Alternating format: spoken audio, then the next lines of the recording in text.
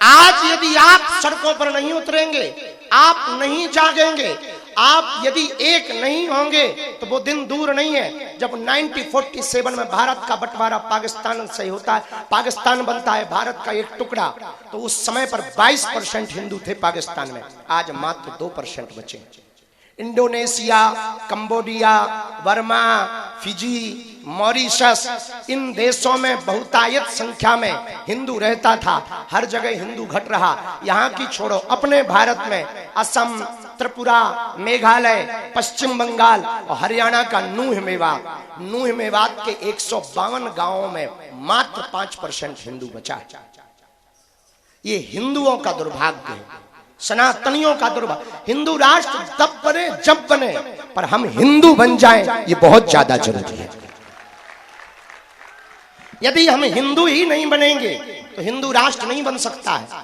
यदि हम अपने आप पर, अच्छा देखो, मुसलमान कभी नहीं कहता है कि हमें गर्व है हम मुसलमान, पर हिंदू जरूर कहता है हम गर्व से कहो हम हिंदू। क्यों गर्व से कहें?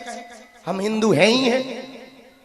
गर्व तो स्वाभाविक है, उसके लिए लिखने की जरूरत क्या है, उसके लिए कहने की जरूरत क्या है? अरे गौरव है, हमारी महिमा है, हमारी पहचान है। इस देश में जन्म लेने वाला हर व्यक्ति हिंदू है। अब वो ना माने वो उसकी कमजोरी है। भाई कोई अपने बाप को बाप ना कहे तो बाप की थोड़ी गलती होती है, बेटे की गलती होती है। बेटा ही निकम्मा निकला है तो क्या कर लेंगे? बात समझ आई आप? तो हम आपसे कहना चाह रहे हैं, आपने जो परिश्रम किया, बहुत किसी को चोटें लगी, धक्का, और हरियाणा तो बड़ा गजब है, ट्रांसफार्मर पे चढ़ गए। वो तो कृपा हो वहां के डीसी साहब की, वो बगल में चल रहे थे, हमने इशारा किया उधर देखो, उन्होंने फोन लगाया, लाइट बंद हो गई, नहीं तो वो चढ़ गए थे। ब्रेकिंग न्यूज आती, बाबा की पदयात्रा में 2 लोग झुलसे। अरे हम कहा क्या गड़बड़? फिर पूछा कि भाई तुम इस पे चढ़े क्यों? बोले आप दिख नहीं रहे थे। हमने कहा ठटरी के बरे भगवान दिख रहा कि नहीं दिख रहा था? हमें देखकर क्या करेगा? और एक बात बहुत विनम्रता पूर्वक सुनो, बुरी लगे तो ठीक है, ना लगे तो और ज्यादा ठीक है। एकमात्र धीरेन्द्र कृष्ण शास्त्री से हिंदू नहीं जगना है, आप सबको बनना पड़ेगा। कल की पदयात्रा तन से विराम ले पर मन से विराम ना ले। जो बिहार से आए, नेपाल से भी लगभग 2000 लोग आए, तुम टेंशन ना लो, तुम पदयात्रा में चले, अपना देश हिंदू राष्ट्र बनेगा, बगल में तुमको भी खींच लेंगे। हाँ चले भर चलो, तुम टेंशन ना लो।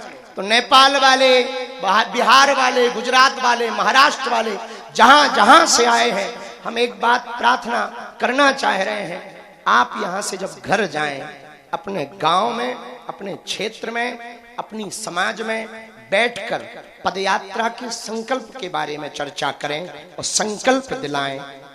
भेदभाव, छुआछूत, ऊंच नीच से ऊपर उठकर लोग अपना परिचय बताने में गौरव रखें, गर्व रखें। हम हिंदू हैं, हम हिंदू हैं, हम हिंदू हैं। तो ही पदयात्रा सफल होगी, वरना ये सिर्फ 10 दिन का आंदोलन माना जाएगा।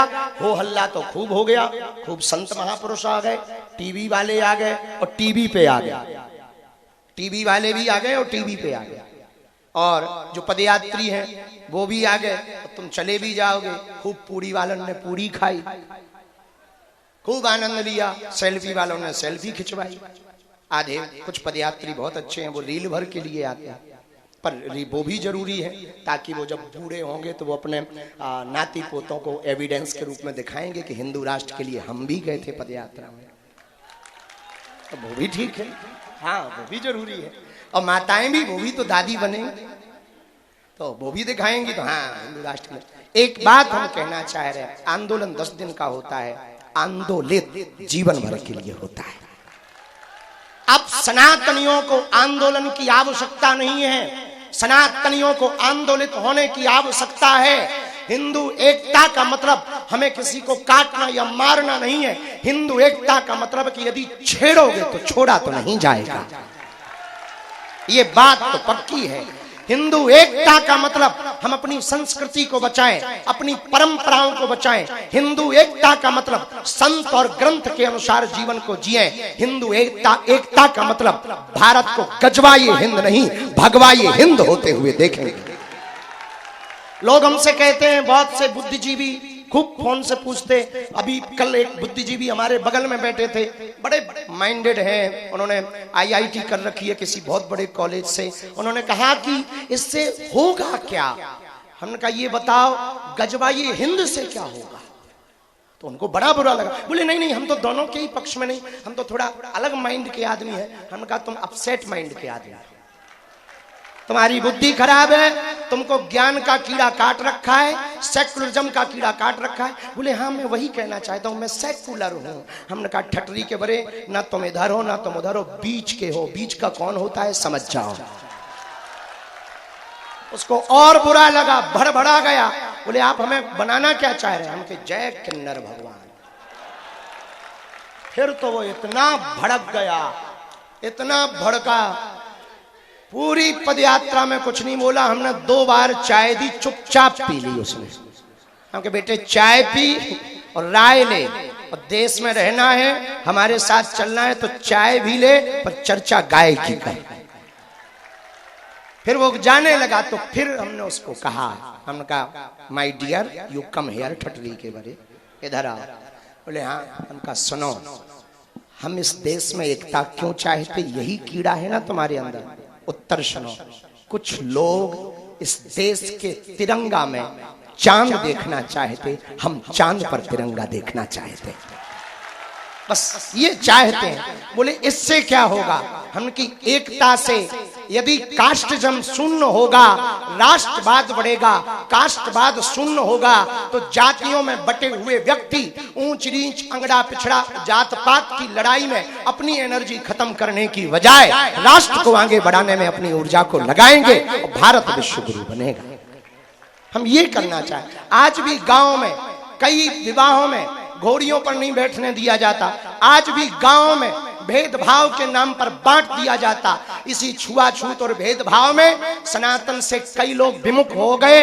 कोई बुद्धिस्ट बन गया, कोई हलीउल्लाह वाला बन गया। सनातन की सबसे बड़ी कमजोरी है, इस्लाम धर्म को कोई स्वीकार करे तो तुरंत चच्चा जान हो जाता है, अम्मी जान हो जाता है। कोई ईसाई बने तो वो सर, मिस्टर, सिस्टर हो जाता है। पर कोई हिंदू धर्म में रहे तो या तो वो जाट हो जाता है, या बर्मा रहता है, या शर्मा रहता है, या क्षत्रिय रहता है। हम ये कहना चाह रहे, ना तुम बर्मा रहो, ना शर्मा रहो, ना क्षत्रिय रहो, ना वैश्य रहो, ना शूद्र रहो। तुम पहले हिंदू रहो, तुम पहले हिंदुस्तानी रहो, बाद में कुछ भी रहो। इसलिए एक बात और हम अपनी बात विराम करने के पहले कहें, वो दिन दूर नहीं जब तुम्हारे गली मोहल्ले में भी बम फूटेंगे। उनके डॉक्टर भी फोड़ते और अपन नारियल फोड़ फोड़ के मरे जा रहे हैं। गजब बात देखो, उनमें और हम में कितना अंतर है। वो बम फोड़ने पर भरोसा करते, हम लोग नारियल फोड़ने पर भरोसा करते। इसलिए वो मार देते, हम लोग गिनती करते रहते, हम लोग गिनती भर करते रहते हैं। हमने स्पष्ट रूप से इस्लाम धर्म की पूरी कौम से कहा कि तुम हमारे विरोधी नहीं हो, ना हम तुम्हारे विरोधी हैं। और यही वो हिंदुस्तान है कि बंटवारा जब हुआ, ये बात बहुत दृढ़ता पूर्वक सरदार वल्लभ भाई पटेल ने अपने भाषणों में कही है।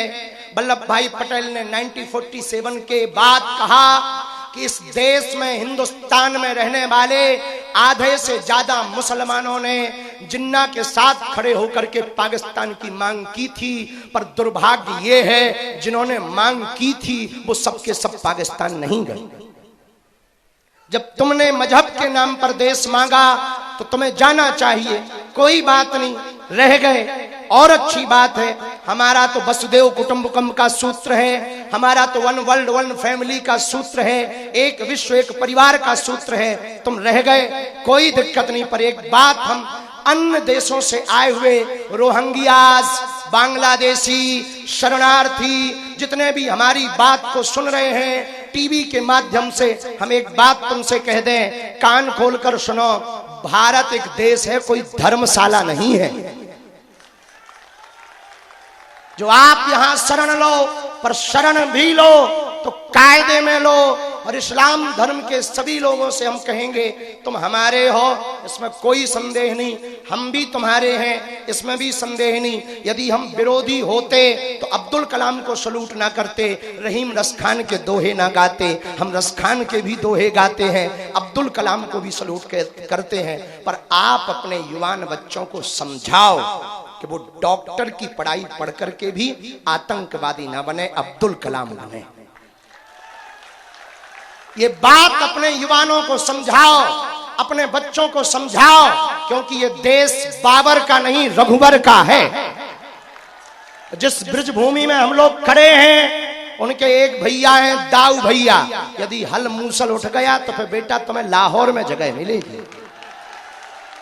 हाँ, बाद में मत कहना। और जिन्हें अभी महाराज जी ने संकेत किया, परमार्थ निकेतन वाले पूज्य महाराज जी ने, कि कुछ लोग इस देश में ऐसे हैं, खाते भारत का है, गाते पाकिस्तान का। वंदे मातरम क्यों नहीं बोलेंगे आप? राष्ट्रीय गीत है क्यों नहीं बोलेंगे? भारत माता की जय क्यों नहीं बोलेंगे? भारत मातृत्व प्रधान देश है, यहाँ गाय को भी माता कहा जाता, गंगा को भी माता कहा जाता, यमुना को भी माता कहा जाता, गायत्री को भी माता कहा जाता, और हमारे देश को भी भारत माता कहा जाता है। फिर आप जय क्यों नहीं बोलोगे? तो कुछ मजहबी कट्टरपंथी कहते हैं नहीं हम जय नहीं बोलेंगे, ठटरी के बरे। तो फिर तुम रहते कहाँ? लाहौर की टिकट कटवा लो, फ्लाइट ले लो बेटा। जब तुम्हें भारत माता की जय बोलने में दिक्कत है तो यहाँ काहे को रह रहे? भैया हम तुम्हारे विरोधी नहीं, पर एक बात हम फिर हिंदुओं को कहेंगे, हमें इन बातों पर भी ध्यान नहीं देना। हिंदू वो नहीं है जो मुसलमानों को गालियां दे, हिंदू वो है जो सनातन को तालियां दे। हमें इस्लाम या ईसाइयों का विरोध नहीं करना हिंदू एकता से, हमें अपनी संस्कृति को बढ़ाना है, अपने बच्चों को पाठ पढ़ाना है, घर पर भगवा ध्वज लगाना है, गांव से भेदभाव छुआछूत मिटाना है और भारत को भव्य बनाना है। और उसके लिए सब संत बड़ी कृपा करके, कष्ट पा रहे संत फिर भी चल रहे। बद्रीनाथ वाले महाराज जी की तो नाक से खून निकला। हमने कहा कि बहुत गर्मी है आप रुक जाओ, नहीं माने, बोले नहीं हम चलेंगे। महंत राजू दास जी भी, माधव भैया भी, और सब संत बहुत कष्ट पा रहे, फिर भी सब संत, ये जो आज पधारे ये भी कोई कई हजार किलोमीटर से पहुंचे, रातों भर चल कर आए। महाराज जी भी बाहर थे, वो भी कृपा की। महाराज जी तो विदेश भी गए थे, विदेश से चल करके महाराज जी आए। लेकिन ये किस लिए आए? केवल आशीर्वाद देने आए क्या? आशीर्वाद देने तो आए हैं, ये बताने आए हैं कि भारत को एक करने के पहले हम साधु समाज को एक कर चुके हैं। हमारे सब महापुरुष एक साथ इसलिए खड़े हैं, सब संत एक साथ इसलिए खड़े हैं कि ये जो काम है ये देश के लिए है, ये जो कार्य है एकता का आने वाली पीढ़ियों के लिए है। हमारी हाथ जोड़कर प्रार्थना है सभी पदयात्रियों से, आप घर जाएं, ये विचार लेकर जाएं, भारत को छुआछूत भेदभाव मुक्त बनाएंगे। कोई पूछेगा तो परिचय हिंदू और हिंदुत्व बताएंगे, घर पर भगवान लगाएंगे, माथे पर टीका लगाएंगे ताकि सनातन फीका ना हो। और जब किसी हिंदू पर कोई विपदा आएगी तो सबसे आगे आएंगे। बस इन विचारों को आपको घर ले जाना है और कल से इसी पर कार्य करना है। आज रात को हम आपको राधा गोविंद जी मंदिर में मिलेंगे, क्योंकि आज बहुत लेट हो गए हैं तो थोड़ा चलना जरूरी होगा, समय पर चलना जरूरी होगा, जल्दी चलना जरूरी होगा, तो थोड़ा स्पीड से चलेंगे। दोपहर का भोजन कहाँ गए?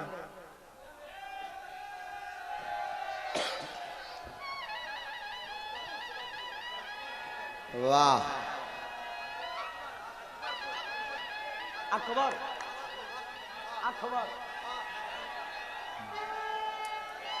वैसे भोजन जहां है वो जगह तो ठीक ठाक नहीं है। जब इन्होंने नाम लिया तभी हमारे मुंह से बाहर निकला अकबरपुर है। हाँ, रघुबरपुर होना चाहिए। हाँ, वो भी अब आप तो नाम बदलवा रहे, यदि हम नेताजी होते तो अभी ठोक देते हैं। हाँ, कह देते भाई आदेश निकालो। हाँ ये ठीक है। यादव हरियाणा ढाबा के पास रुक जा भैया, इतनी माला लें कि हमारे तो जैसे 2-4 चपजे हैं। बैठ जाओ, माले खड़ो, बैठ जाओ दी, बैठो। तो आज दोपहर का कितने किलोमीटर है? 7 किलोमीटर के बाद दोपहर का प्रसाद पाएंगे। इसके बाद में फिर सायंकाल में राधा गोविंद जी मंदिर पर पहुंचेंगे। वहां पर रात्रि में आगे की आज की चर्चा करेंगे। जो सुबह की चर्चा रह गई वो हम सब फिर करेंगे। अभी शपथ, सामूहिक अर्जी और राष्ट्रगान रह गया है। सब लोग हाथ आगे बढ़ाएं। अच्छा है, ऐसे बढ़ाओ। हम सब हिंदू सनातनी शपथ लेते हैं जीवन भर सनातन धर्म का पालन करेंगे। हम सब हिंदू सनातनी शपथ लेते हैं संत और ग्रंथ के अनुसार जीवन जिएंगे। हम सब हिंदू शपथ लेते हैं भारत में अवैध धर्मांतरण नहीं होने देंगे। हम सब हिंदू शपथ लेते हैं गांव शहरों को भेदभाव छुआछूत मुक्त बनाएंगे। हम सब हिंदू शपथ लेते हैं हिंदुत्व के लिए कार्य करेंगे, हिंदुत्व के लिए जिएंगे और हिंदुत्व के लिए ही मरेंगे। हम सब हिंदू शपथ लेते हैं ब्रज क्षेत्र को मांस मदिरा मुक्त करेंगे। हम सब हिंदू शपथ लेते हैं यमुना मैया को निर्मल करने का पूर्ण प्रयत्न करेंगे। हम सब हिंदू शपथ लेते हैं भारत को हिंदू राष्ट्र बनाकर रहेंगे। शपथ लेते हैं शपथ लेते हैं शपथ लेते हैं। हारे हारे महादेव। कितने ब्रजवासी खड़े हैं यहाँ? हाथ उठाओ।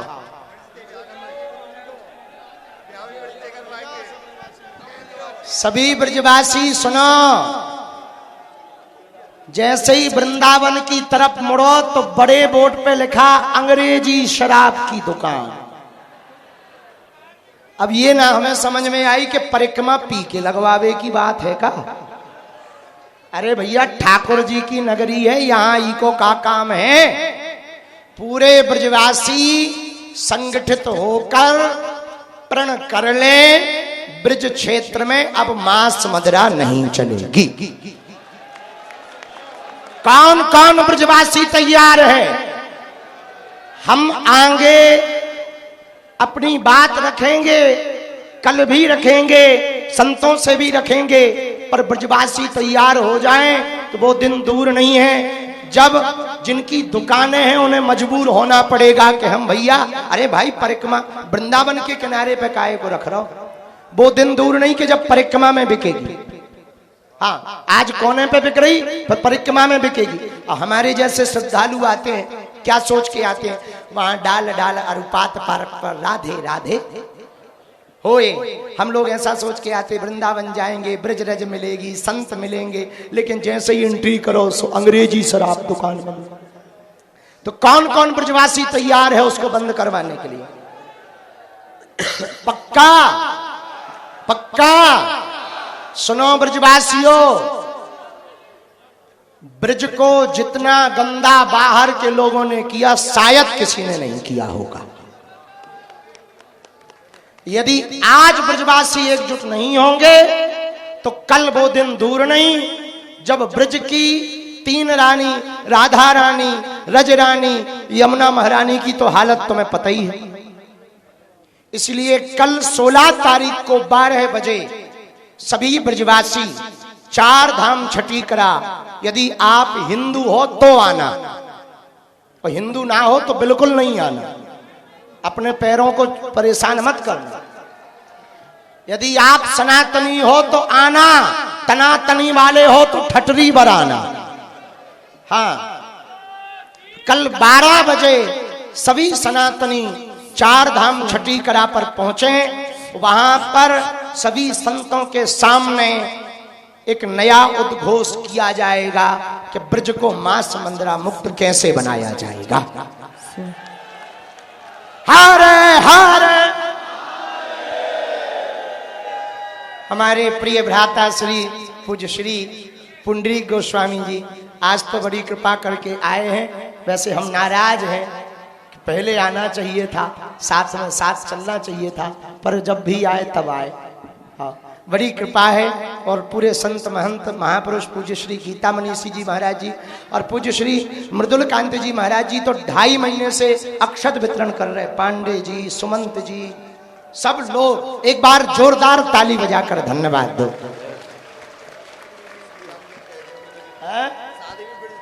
अबे शादी दिखा रही थे तुम्हें। हाँ, रुक जाओ भैया, जो नीचे बारो मंच बिल्कुल ही नीचे चले जाए तो ब्रेकिंग न्यूज बन जाए। रुक जा भैया, अब दोनों हाथ उठा के बोलो हर हर महादेव। सामूहिक अर्जी लगाएंगे हम शाम को, क्योंकि लेट हो गए हैं। राष्ट्रगान के लिए जाने से पहले ये नीचे वाला मंच खाली करो, सब लोग नीचे हो जाओ, क्योंकि इसमें जब संत आएंगे तो भजन बहुत ज्यादा हो जाएगा। तुरंत खाली कर दो सभी लोग, हमारी आज्ञा है। भैया माला लेके होते कहा कर लो, अब आ जा धर माला। दोनों हाथ उठा के बोलो हर हर।